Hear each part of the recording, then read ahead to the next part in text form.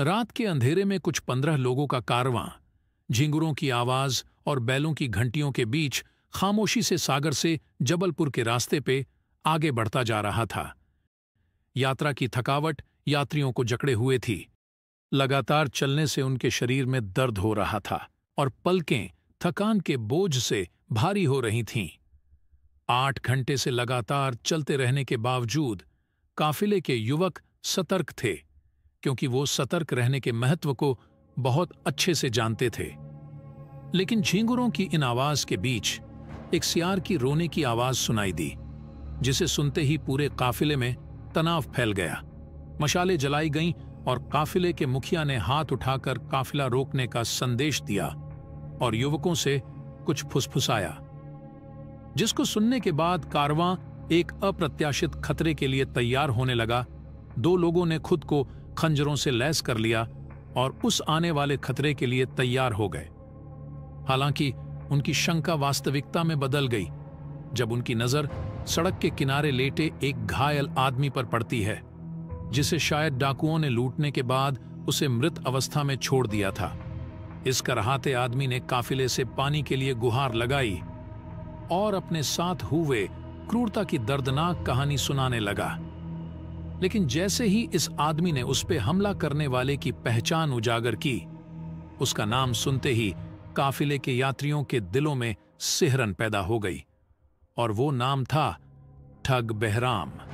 इस युवक ने उस घायल आदमी को सहारा देते हुए पूछा, आप बच कैसे गए? वह तो किसी को भी जिंदा नहीं छोड़ता। ये सुनकर वो घायल आदमी युवक के कंधे का सहारा लेकर धीरे धीरे उठकर खड़ा होता है और एक लंबी सांस लेकर मुस्कुराते हुए उत्तर देता है, अब बहराम खुद को कैसे मार सकता है? और इतना कहकर अचानक उसने अपना सिर ऊपर उठाकर मुंह से सियार की चीख निकाली, जिसे सुनते ही जंगल के अंधेरे से चेहरे पर दाढ़ी, लाल आंखें और सिर पर पगड़ी बांधे ठगों का झुंड काफिले पर टूट पड़ा। यात्रियों को संभालने और विरोध करने का कोई मौका नहीं मिला और उनकी खून जमा देने वाली चीख उनके ही गले में घुटती चली गई। ठग बहराम के गिरोह की इस क्रूरता ने कुछ ही मिनटों में एक बार जीवंत काफिले को अब एक कब्रिस्तान में तब्दील कर दिया था, जहां 15 बेजान लाशें बिखरी हुई हैं। पुरुष, महिलाएं और बच्चे, किसी को भी नहीं बख्शा गया। आश्चर्य की बात है कि खून की एक बूंद भी धरती पर नहीं गिरी, नहीं किसी चाकू या तलवार का इस्तेमाल हुआ था। इसके बजाय सारे काफिले को गला घोंटकर मारा गया था। इसके बाद इन ठगों ने आराम से इन मृतकों को लूटा, फिर गड्ढे खोदकर शवों को ठिकाने लगाया। कुछ ही घंटों में इस काफिले और इस पर हुए भयानक हमले के सारे सबूत को मिटा दिया गया और ठग लूटे हुए सामान के साथ अपने रास्ते चल पड़े। ठग शब्द हिंदी में संस्कृत के स्थगति शब्द से लिया गया था, जिसका अर्थ होता है छिपाना, और इसे भारत में ब्रिटिश शासन के दौरान अंग्रेजी भाषा में शामिल किया गया था। ये एक कट्टर हत्यारों का संगठित समूह होता था, जो 13वीं से 19वीं शताब्दी तक भारत में सक्रिय थे, और ऐसा माना जाता है कि इस दौरान इन्होंने 20 लाख से अधिक हत्याएं की। इन्हें डाकू नहीं कहा जा सकता, क्योंकि ये डाकुओं की तरह हथियार के साथ काफिले पर हमला नहीं करते थे, बल्कि उनकी पद्धति में वे यात्रियों की वेशभूषा में किसी भी काफिले में अन्य यात्रियों के बीच शामिल हो जाते थे और धीरे धीरे बातचीत करके उनका विश्वास हासिल करते। वे यात्रियों को तब तक नहीं रोकते थे जब तक कि उनकी अपनी संख्या यात्रियों की संख्या से अधिक न हो। वे पहले मिलने वाले यात्रियों की चापलूसी करते थे, जिससे उन्हें यह आकलन करने का मौका मिलता था कि उनके लक्ष्य के पास कितनी संपत्ति हो सकती है।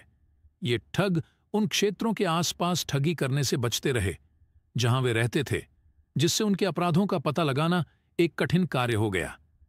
वे अक्सर अपने पीड़ितों को बेवकूफ बनाने के लिए हिंदू या मुस्लिम होने का नाटक करते थे।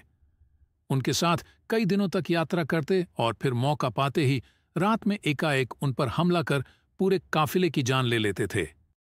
हर ठग गिरोह में 30 से लेकर 300 तक मेंबर हो सकते थे। वे आमतौर पर 3 दस्तों में चलते थे, एक पीछे, एक बीच में और एक आगे। इन तीनों दस्तों के बीच तालमेल के लिए हर टोली में 1-2 लोग होते थे जो एक कड़ी का काम करते थे। वे अपनी चाल तेज या धीमी करके अपनी टोली से अलग होते और आगे पीछे की टोलियों के साथ आ जाते थे। ज्यादातर ठग कई भाषाएं, गाना बजाना, भजन कीर्तन, नाथ खव्वाली और हिंदू मुसलमान दोनों धर्मों के तौर तरीके अच्छी तरह जानते थे। वे जरूरत के हिसाब से तीर्थयात्री, बाराती, मजार के जायरीन या नकली शव यात्रा निकालने वाले बन जाते थे। कई बार तो लोग ठगों के डर से ही असली ठगों को शरीफ समझकर उनकी गिरफ्त में आ जाते थे। और हर गिरोह का एक मुखिया होता था जिसे जमेदार बोला जाता था। गिरोह के भीतर सबकी भूमिकाएं पहले से निर्धारित होती थीं। कुछ लोग जिनका काम काफिले में लोगों से मेल झोल बढ़ाना था, उन्हें सोठा बोला जाता था। ये बात करने में बहुत निपुण होते थे। इनकी रोचक बातें, इनका सौम्य व्यवहार और गाने बजाने की कला से काफिले के लोग मोहित हो जाते थे और इन पर शक करने की बजाय उल्टा इनसे काफिले के साथ चलने का आग्रह करने लगते थे।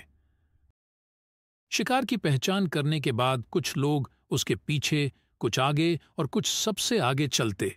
रास्ते भर धीरे धीरे करके ठगों की तादाद बढ़ती जाती, लेकिन वे ऐसा दिखाते जैसे एक दूसरे को बिल्कुल भी नहीं जानते। अपने ही लोगों को जत्थे में शामिल होने से रोकने का नाटक करते थे ताकि शक न हो। यह बहुत धीरज का काम था। हड़बड़ी की कोई गुंजाइश नहीं थी। कई बार तो हफ्ते 10 दिन तक सही मौके का इंतजार किया जाता था। अगर किसी गड़बड़ी की आशंका हो तो वारदात टाल दी जाती थी। सबसे आगे चलने वाले दस्ते में बेल यानी कब्र तैयार करने वाले लोग होते थे। उन्हें बीच वाले दस्ते में से कड़ी का काम करने वाला बता देता था कि कितने लोगों के लिए कब्र बनानी है। पीछे वाला दस्ता नजर रखता था कि कोई खतरा उनकी तरफ तो नहीं आ रहा। आखिर में तीनों बहुत पास पास आ जाते, लेकिन इसकी खबर शिकार को नहीं होती थी। कई दिन गुजर जाने के बाद जब शिकार चौकन्ना नहीं होता था और जगह माकूल होती थी, तब गिरोह को कार्रवाई के लिए सतर्क करने के लिए बातचीत में पहले से तय एक नाम लिया जाता था। इनमें सबसे महत्वपूर्ण काम उन ठगों का होता था जो लोगों की हत्या करने का काम करते थे और इन्हें फांसीगीर बोला जाता था। उनसे हमले में खून खराबा न हो, इसके लिए हर ठग अपने कमर में एक रूमाल बांधे रखता था और हमले के वक्त इसी रूमाल के फंदे से फांसीगीर चुपचाप गला घोंट देते थे। जब काफिले के साथ चल रहे ठगों को लगता था कि सही समय आ गया है, वो गिरोह के बाकी सदस्यों को इसकी जानकारी रामासी में दे देते थे, जिससे वो तेज चलते हुए इस काफिले से आगे निकल जाते थे और नियत स्थान पर लाशों को दफनाने के लिए गड्ढे खोदकर तैयार रखते थे। और जैसे ही काफिला इस जगह पहुंचता, सोठा किसी भी तरह सबका ध्यान अपनी ओर खींचता और सही मौका देखकर गिरोह का मुखिया चिल्लाता, तंबाकू खा लो। ये शब्द सुनते ही यात्रियों के गले में पीली रूमाल फंसा दी जाती और उन्हें जमीन पर गिराकर गला घोंट दिया जाता। अपने हमले में ये बेहतरीन टीम वर्क और समन्वय का प्रदर्शन करते हुए पूरे के पूरे काफिले को पल भर में खत्म कर देते थे और अपने पीड़ितों का सामान लूटकर उन्हें वहीं दफना देते थे और उन्हीं दफनाए शवों के ऊपर बैठकर ये लूट के माल का बंटवारा करते और नाचते गाते थे। अपनी न पकड़ी जाने वाली भाषा, आपसी तालमेल, परिस्थिति के अनुरूप अपनी योजना में परिवर्तन करने की काबिलियत, गला घोंटने की उम्दा तकनीक, शव को ठिकाने लगाने की कला और कोई भी सबूत न छोड़ने की आदत ने इन ठग गिरोहों को अदृश्य सा बना दिया था। इन्हें अपनी काबिलियत पर इतना भरोसा था कि इन्हें आम नागरिकों के साथ साथ अफसरों या सिपाहियों कर भी हाथ आजमाने से कोई परहेज नहीं था। एक बार एक ठग गिरोह की नजर मुगल राज परिवार के एक सदस्य पर पड़ती है, जो कि मुगल सत्ता में एक अधिकारी पद पर तैनात था और एक खूबसूरत घोड़े पर बैठा हुआ अपने कुछ सैनिकों और नौकरों से घिरा हुआ जा रहा था। इतनी सुरक्षा के बीच उसे किसी चीज का कोई डर नहीं था और वो अपने काफिले के साथ आराम से आ जा रहा था। इसे देखकर ठगों का एक झुंड आम राहगीर की तरह उनके पास आया और बातचीत करने का प्रयत्न करने लगा, लेकिन क्योंकि मुगल सदस्य ने ठगों के बारे में सुन रखा था, उसने किसी अजनबी से बात करने में कोई दिलचस्पी नहीं दिखाई और उन्हें भगा दिया। इसके बाद ठगों ने फिर से प्रयत्न किया, लेकिन लगभग पहले जैसे व्यवहार को देखकर उन्हें समझ आ गया कि ये तरकीब यहां काम नहीं करेगी और वो काफिले से पीछे हटकर चलने लगे। अगले दिन दूसरा झुंड मुगल काफिले के पास जाता है और इस रास्ते पर होने वाले लूटपाट के प्रति सचेत करते हुए उन्हें आग्रह करता है कि उन्हें भी वो अपने साथ यात्रा करने दे, ताकि इन सैनिकों के साथ रहने से वो भी सुरक्षित महसूस करें। लेकिन मुगल किसी भी अनजान लोगों को अपने साथ लेकर चलने के पक्ष में बिल्कुल नहीं थे और इस बार इन्हें दूर करने के लिए तलवारें निकाल ली और धमकाया। तलवारें देखने के बाद इस गिरोहों ने उनसे दूर हटना ही मुनासिब समझा। रात होने पर जिस सराय में मुगल अफसर और सैनिक रुके, वहां ये ठग भी रुके और इन्होंने बहाने से अफसर के नौकरों से बातचीत कर थोड़ी जान पहचान बना ली। सुबह जब मुगल काफिला निकला तो रात में हुई जान पहचान का फायदा उठाते हुए ये काफिले के नजदीक पहुंच गए और बातचीत करते हुए साथ चलने लगे। लेकिन इस बार भी मुगल अफसर इन्हें धमकाकर भगाने लगा। तब उसके नौकरों ने अफसर से आग्रह किया कि ये भले लोग हैं, इन्हें भी काफिले के साथ चलने दें, पर मुगल अफसर ने एक न सुनी। लेकिन ठगों ने अब भी हार नहीं मानी थी और उन्होंने न केवल एक बैक प्लान बना लिया था, बल्कि इस काफिले को दफनाने के लिए वहां से कुछ आगे कब्रें भी खोद रखी थीं। लेकिन उसी दिन एक वीरान रास्ते से गुजरते वक्त मुगल काफिले ने देखा कि 5 मुस्लिम सिपाही एक मरे हुए सिपाही की लाश के पास बैठकर रो रहे हैं। अफसर ने उनसे जब रोने का कारण पूछा तो उन्होंने बताया कि उनका साथी तेज गर्मी और धूप के कारण मर गया है। उन्होंने उसके लिए कब्र भी तैयार कर ली है, लेकिन वो सारे अनपढ़ हैं और उन्हें कुरान की वो आयतें भी नहीं आती जिसको पढ़कर अंतिम संस्कार किया जाता है। इसके बाद उन्होंने अफसर से आग्रह किया कि वो उनके साथी के लिए अंतिम संस्कार की आयतें पढ़ दें। अपने धर्म वालों के इस तरह के आग्रह को वो मुगल ऑफिसर मना नहीं कर पाया। वह घोड़े से उतरा और देखा कि दफनाने की सारी तैयारियां पूरी हो चुकी थीं। अफसर ने अपने हथियार उतारे और अपना पैर, हाथ और चेहरा धोकर साफ किया ताकि पवित्र कुरान की आयतें पढ़ सके।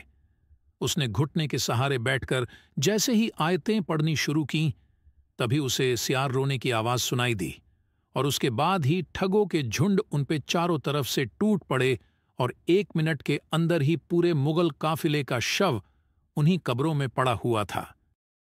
इन्हीं ठग गिरोहों में से एक खूंखार ठग के मुखिया का नाम था ठग बहराम जमेदार। बहराम जमेदार का जन्म 1765 में मध्य प्रदेश के जबलपुर में हुआ था। कहा जाता है कि बहराम बचपन में बहुत शांत और सरल था। 25 साल की उम्र में उनके सबसे अच्छे दोस्त फिरंगी ने उसे ठग पंथ से परिचित कराया, जो कि उस समय का सबसे खतरनाक और खूंखार ठग था। धीरे धीरे बहराम ने गला घोंटने की तकनीन सीखी और अपने गिरोह का एक प्रमुख हत्यारा बन गया। इसके बाद बहराम ने पीछे मुड़कर नहीं देखा। वो एक के बाद एक कई दुर्दांत हत्याओं को अंजाम देता गया। बहराम खुद के हाथों से दुनिया में सबसे अधिक 931 लोगों का कत्ल करने वाला सीरियल किलर बन गया। ठग बहराम के बारे में कहा जाता है कि उसके जुर्म के लिए उसका नाम गिनीज बुक में भी दर्ज है। जब बहराम ने सबके सामने पहली बार हत्या की तो वह थक गया था। हालांकि उन्होंने इसी तरह के कई कार्य किए और शैली में महारत हासिल की, लेकिन वो खुद से संतुष्ट नहीं था, क्योंकि रूमाल से हत्या करने में कम से कम 1 मिनट लगता है और हर एक व्यक्ति को पकड़ने के लिए 3 लोग लगते थे। इसलिए बहराम ने अपने हथियार को थोड़ा इम्प्रोवाइज किया और उसके बीच में एक सिक्का सिल दिया। जब किसी को मारने के लिए वो उनके गले में रुमाल फंसाता था, सिक्का सीधा गले के बीचों बीच टेटुए पर पड़ता था और इससे दम घोंटना आसान हो जाता था। और पहले जिस रूमाल से मारने में 1 मिनट लगता था, अब वो 10 सेकंड्स में हो जाता था। बहराम अपनी इस नई चाल से अजेय हो गया और ठग समुदाय में प्रसिद्ध हो गया। वह और उसके ठग अपने शिकार में कोई भेदभाव नहीं करते थे। वे अमीरों, यात्रियों और अंग्रेजों को भी अपना शिकार बनाते थे। ऐसा कहा जाता है कि बहराम एक बार जिस रास्ते से गुजरता था, वहां लाशों की ढेर लग जाती थी। वह एक बड़े गिरोह का मुखिया था, जो व्यापारियों और पर्यटकों के बीच भेष बदलकर उनके साथ लग जाता था और मौका देखकर लोगों की हत्याएं कर देता था और फिर उनका सारा सामान लूट लेता था। बहराम के खौफ से दिल्ली से लेकर ग्वालियर और जबलपुर तक व्यापारियों, पर्यटकों, सैनिकों और तीर्थयात्रियों ने रास्ता चलना ही बंद कर दिया था, क्योंकि उनका पूरा का पूरा काफिला ही रहस्यमय तरीके से रास्ते से गायब हो जाता था और उनकी लाशें तक पुलिस को नहीं मिलती थीं। अंग्रेजों ने बहराम को पकड़ने की कोशिश की, लेकिन वो हमेशा असफल रहे। इस समस्या से निपटने के लिए अंग्रेजों ने स्पेशल पुलिस विभाग का गठन किया। इस पुलिस बल को ठगों से निपटने के लिए पूरी छूट दी गई थी। कैप्टन विलियम हेनरी स्लीमन को ठग पुलिस अधीक्षक के रूप में नियुक्त किया गया था। स्लीमन हाथ में लिए काम को पूरा करने के लिए प्रतिबद्ध था और ठगों का शिकार करने में लगा रहा। उसके नेतृत्व में ब्रिटिश सेना और औपनिवेशिक सरकार, जो कभी ठगों से भयभीत रहती थी, उनमें नया साहस आ गया। इस खोज के दौरान स्लीमन ने 1400 से अधिक ठगों को फांसी पर चढ़ा दिया। अब पासा पलट गया था और एक समय दूसरों को भयभीत करने वाले ठग अब स्लीमैन के डर से कांप रहे थे। दृढ़ संकल्प से प्रेरित होकर स्लीमैन ने भारत भर में फैले ठगों का पता लगाने के लिए एक अथक खोज शुरू की। 11 साल की कठिन खोज और शोध के बाद उसने बहराम के ठगों की कुंडली बना ली और एक एक कर उन्हें पकड़ने लगा। बहराम को पकड़ने के लिए स्लीमन को 1 दशक के प्रयासों की आवश्यकता पड़ी। हालांकि अंत में फिरंगी ही बहराम के अंत का कारण बना। स्लीमन ने अपनी तलाश में फिरंगी को पकड़ लिया और उसके परिवार को बंधक बना लिया। उन्होंने फिरंगी की पिटाई की और कहा कि उनके परिवार का भाग्य इस बात पर निर्भर करेगा कि उसने बहराम के ठिकाने का खुलासा किया या नहीं। परिवार को बचाने के लिए फिरंगी ने स्लीमन को बहराम के बारे में सब कुछ बता दिया। फिरंगी ने स्लीमन को उस वेश्यालय के बारे में बताया जहां बहराम अक्सर एक महिला मुमताज से मिलने जाता था। सिपाही उस स्थान पर पहुंचे जहां 75 वर्षीय बहराम मुमताज के साथ था। सिपाहियों को देखकर वह अस्तबल की ओर भागा जहां उनका भरोसेमंद घोड़ा इंतजार कर रहा था, लेकिन स्लीमन वहां पहले ही दर्जन भर सिपाहियों के साथ इंतजार कर रहा था और बहराम के वहां पहुंचते ही उसे दबोच लिया गया। बहराम ने 931 लोगों का गला घोंटने और 956 लोगों की हत्या में शामिल होने की बात कबूल की। बहराम पर मुकदमा लगभग 2 साल तक चला और उसे अकेले में फांसी दे दी गई, लेकिन दूसरों को ठग पंथ में शामिल होने से रोकने के लिए एक उदाहरण के रूप में उनकी लाश को कटनी में सार्वजनिक रूप से जनता के सामने प्रदर्शित किया गया था। स्लीमैन को उनके काम और वीरता के लिए 1856 में ऑर्डर ऑफ द बाथ की उपाधि से सम्मानित किया गया था। अपने मिशन को सफलतापूर्वक पूरा करने के बाद स्लीमन ब्रिटेन के लिए रवाना हुए, लेकिन वह कभी घर नहीं पहुंचे। श्रीलंका के पास एक जहाज पर उनकी मृत्यु हो गई और उन्हें समुद्र में दफनाया गया। ठगों का सिलसिला खत्म करने के लिए स्लीमैन की वर्षों की कड़ी मेहनत की सराहना की गई। स्लीमन के नाम पर ही मध्य प्रदेश में एक गांव है, स्लीमनाबाद। कटनी जिले की आधिकारिक वेबसाइट कहती है कि उनके वंशज आज भी गांव देखने आते हैं। स्लीमन के इसी ठगी और डकैती डिपार्टमेंट को 1904 में बदलकर सेंट्रल क्रिमिनल इंटेलिजेंस डिपार्टमेंट यानी CID बना दिया गया। क्या आप ठग बहराम और भारत में इस खूंखार ठग संप्रदाय के बारे में जानते थे? अपने जवाब हमें कमेंट सेक्शन में जरूर बताएं। और अगर आपको ये वीडियो पसंद आई हो तो इसे लाइक करें और चैनल को सब्सक्राइब करें।